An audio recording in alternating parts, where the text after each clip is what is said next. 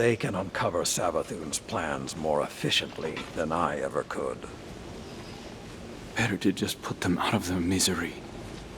Keitel believes these hive might hold deeper secrets. Do not make the mistake of thinking these things deserve your sympathy. Even though they have the light.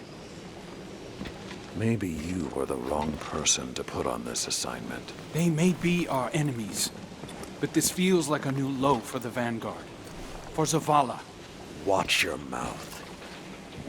You New Light see Zavala as some toothless diplomat, but you wouldn't believe what he's sacrificed to become the man he is. Someone who will make the hard choice, and make sure his people understand why. Then I can't wait to hear the speech about all this. You want a speech? Today the Vanguard did what had to be done. Mercy prevailed. Speech over. Say it a little louder. I don't think this guy could hear you. This doesn't look like mercy to me. Then you're not looking hard enough.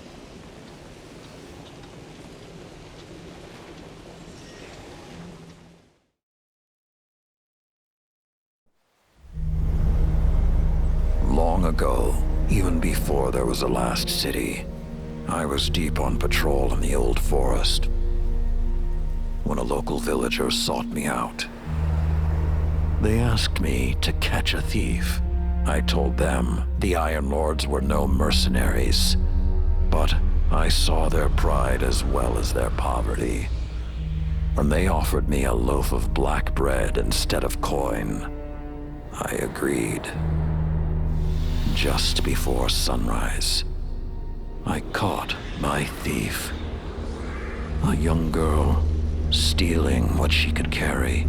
Food when she could find it, coin when she couldn't, weapons to protect what she had taken. There was no fear in her eyes. She said the bandits in the forest ordered her to steal in exchange for protection. The penalty for theft in those times was death. Instead, I pulled the crest from around my neck and pressed it into her hands. I told her the wolves would protect her. In a settlement rich with stolen supplies, I found the bandits and cut them down.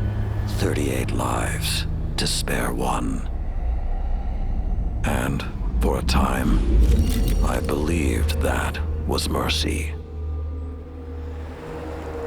Many winters passed before I found myself back in that part of the old forest.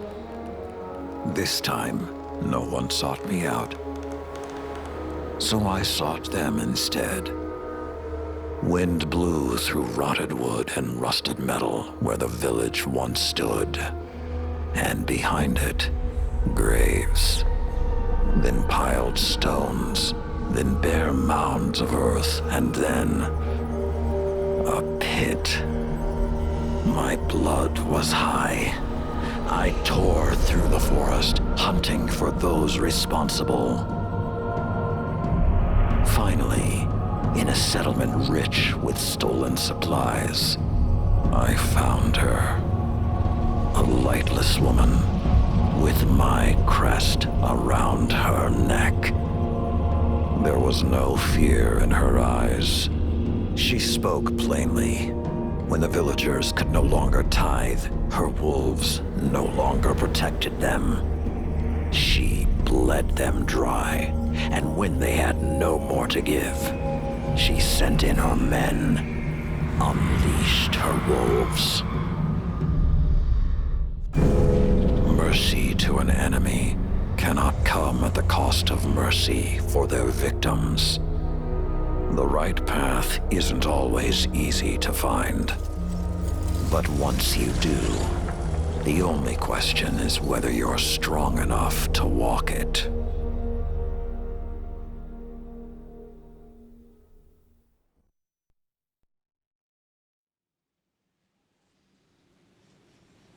Consider that the next time you feel pity for our enemy.